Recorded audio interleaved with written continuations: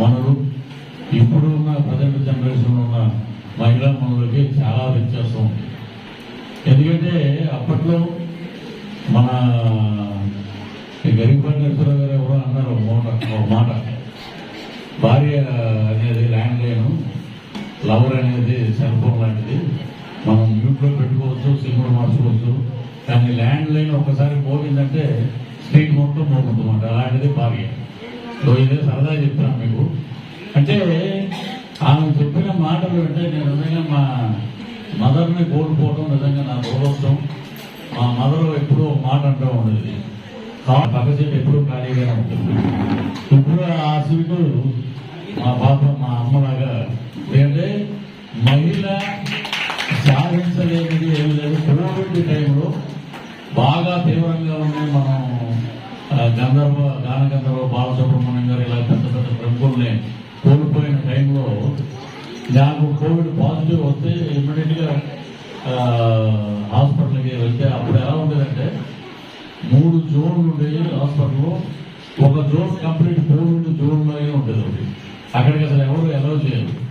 మాకు సంతాబాద్లో హౌస్, అక్కడి నుంచి ఒక ఆడపిల్ల నైట్ కార్ డ్రైవ్ చేసుకుని వచ్చి హాస్పిటల్లో కూర్చొని ఎర్లీ అవర్స్ వరకు వాళ్ళు వెళ్ళమన్నా కూడా వెళ్ళకుండా కోవిడ్ జోన్లోకి వచ్చి తను టాబ్లెట్స్ కానీ అవి కానీ ఇవ్వడం, ఆ ఫీడింగ్ చేయడం వల్ల నాకు అదేంటంటే ఆ వెంకటేశ్వర స్వామి ఆశీస్సులు, ముఖ్యంగా మా పాప ఒక శ్రమ, తన కృషి వల్ల మేము ముందు ఈరోజు మాట్లాడతాం. సో ఉమెన్ గురుకులనే కాదు, ఉమెన్ పవర్ ఏంటనేది నిజంగా ఈ రోజున పైలట్స్ ఉన్నారు, ఆస్ట్రోనాట్స్ ఉన్నారు, అంతరిక్షంలో ఉన్నారు.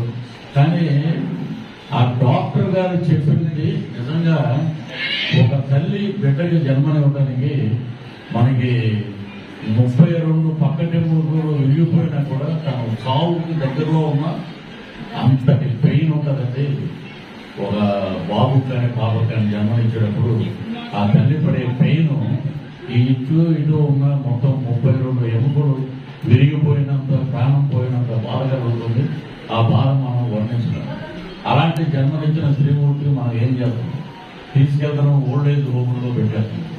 ఇది ఎంతవరకు కరెక్ట్? ఇది అలాగా ఎప్పుడైనా సరే ఉమెన్కి కావాల్సింది, ఎందుకంటే బిఫోర్ ఇండిపెండెన్స్ తర్వాత ఇంట్లోనే ఉండేవారు, ఒక్కళ్ళే సంపాదించేవారు. కానీ ఈ రోజున మహిళలు చైతన్యవంతులు, అన్ని రంగాల్లో వాళ్ళే ఉన్నారు. సో ఆ ఈక్వాలిటీ ఉండాలి, మేలు ఫీమేల్ అని కాదు, ఈక్వాలిటీ ఉండాలి. తను ఎర్నింగ్ లో ఉండాలి, తనకి ఫైనాన్షియల్ స్టేటస్ ఉండాలి. సో అప్పుడే ఫైనాన్షియల్ స్టేటస్ ఉంది, నీకన్నా నేను ఎక్కువ సంపాదిస్తున్నానని చూడడం చేసి మాట్లాడకుండా ఇద్దరు కలిసిమెలిసి ఉంటే ఆ ఇల్లు స్వర్గంతో ఉంటుంది మాట. ఎందుకంటే నేను చాలా మందిని చూస్తున్నాం, చాలా మందిని ఎగోసే క్లాసెస్ అవుతున్నాయి ఫ్యామిలీస్. సో ఈ మహిళల గురించి చెప్పాలంటే, మహిళ లేకపోతే నేను స్వయంగా చెప్తాను మాట్లాడారు. వీళ్ళు ఎక్కడికో వెళ్ళారు. ఇప్పుడు మేము కట్టుకుని ఇల్లు ఎయిర్పోర్ట్ దగ్గర ఎంతసేపు తిరుగుతాం బాల్కనీలు. ఎక్కడ మన అమ్మాయిది, వైఫ్ ఏది, కూతురు ఏది? సో ఇలా అన్నీ పెట్టినా కూతురైనా ఉండాలి పక్కన. ఎవరు లేకుండా మనం ఎదురు ఆడది లేకపోతే ఏమీ జరగదు.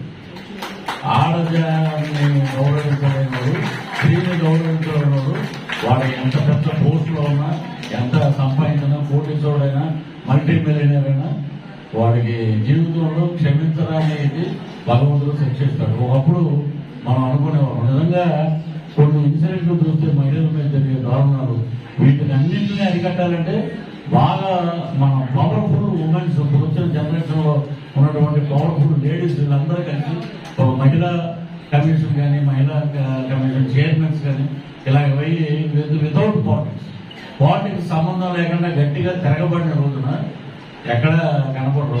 అప్పుడు చాలా మంది ఏమంటారంటే, ఒకప్పుడు మా హస్బెండ్ కొట్టేవారంటే ఇప్పుడు తేడా వస్తే మేమే కథలు పెట్టి నరికేస్తున్నాం ఉన్నాను. అది కరెక్టే. మాధవలత గారు కూడా అందరూ కొన్నారు, బీజేపీ సంబంధించిన. అంటే ఎంతవరకు ఉండాలంటే ఎంతవరకు మనం గౌరవించాలి. అలాగా గౌరవం లేదు. కొంతమంది స్త్రీలు అయితే వాళ్ళు మాట్లాడే మాటలైతే రాజకీయాల్లో కానీ బయట కానీ వాళ్ళు చాలా దుఃఖకరంగా ఉంటాయి. మీరు కూడా టీవీలో చూస్తూనే ఉంటారు. అంటే గట్టి కోసం మనం పోట్లాడకూడదు.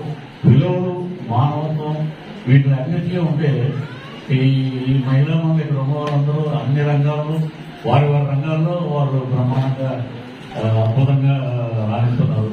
ఇంకా మెయిన్ కాన్సన్ట్రేషన్ దోస్ వారు హౌస్ వైఫ్గా ఉంటే వాళ్ళ పిల్లల్ని తీర్చిదిద్దే విధంగా ఈ రోజున ఎడ్యుకేషన్ అనేది చాలా ఇంపార్టెంట్. ఎక్కడ చూసినా అమ్మాయి.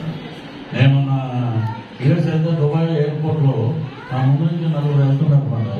ఏ రోజుతో సంబంధం ఎవరన్నారంటే లోపలికి వెళ్ళేది తెలుసు. ఆ నలుగురు పైలట్స్ దగ్గర 26 గంటల పైనే నలుగురు అమ్మాయిలు ఫ్లైట్లు తీసుకెళ్లి యూఎస్ లో ల్యాండ్ చేశారంటే మగాడు ఎందుకు పనికిరాడు.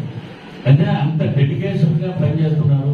మీరు ఎక్కడైనా చూడండి, ఏదైనా వ్రతం జరిగినా ఏదైనా పూజ జరిగినా ఆడవాళ్ళు ఉంటారు, ఎక్కువసేపు కూర్చుంటారు. అలాగే దేవుడు పోతున్నారు. ఈ మగాడు కాసేపు కూర్చుంటే లేచి వెళ్ళిపోతారు పక్కన.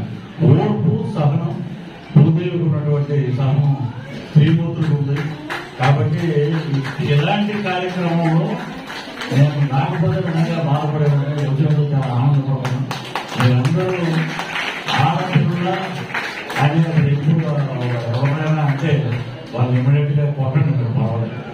ఆడపిల్ల ఎక్కడ తగ్గట్లేదు. ఈ రోజు ఏదో ఇంటికి ఏదో వంశానికి ఎవరో ఉండాలని చెప్పి పెడతారు కానీ మగాడని. అందుకన్నా మనం ఎక్కడైనా సరే తండ్రి కూతురింటికి వెళ్తే అక్కడ దొరికే మర్యాద కొడుకింటికి వెళ్తే ఉండదు. అది నేను నమ్ముతాను. కాబట్టి ఇక్కడ ఉన్నటువంటి త్రిమూర్తులందరూ, మహిళలందరూ ఇంకా అద్భుతంగా రాణించాలి. మా వంశీ గారు ఇక ఉన్న వాళ్ళందరూ పేర్లు నాకు తెలియదు కాబట్టి అద్భుతంగా ఇలాంటి మహిళా అంతర్జాతీయ సదస్సు పెట్టి అందరినీ సహకరించుకోవడం గొప్ప సాంప్రదాయం. ఇది ఇలాగే కొనసాగించాలని అద్భుతంగా ట్విన్స్ అనేది ఒక కార్యక్రమం చేసేందుకు ఎక్కడ నేను ఆలోచించకూడదు. ఎక్కడ లేదు. చిన్నపిల్లల దగ్గర నుంచి కవడలు పెద్ద అయిపోయే వరకు ఉన్న వాళ్ళందరినీ సన్మానించడం గొప్ప కార్యక్రమం చేస్తున్నారు. వారికి ఆ భగవంతుడు వంశీ గారికి, వాళ్ళ టీవీకి, యాజమాన్యానికి అందరికీ ఆ భగవంతుడు ఇక్కడ ఉన్న మా మహిళా మనులందరికీ కూడా ఆయురారోగ్య ఐశ్వర్యాలు ప్రసాదించాలి. ఈ ఉగాది నుంచి మీ జీవితాల్లో అద్భుతంగా ప్రతిరోజు ఉగాది కావాలని మనస్ఫూర్తిగా కోరుకుంటూ శ్రీ పృథ్వీరాజ్ జై హింద్.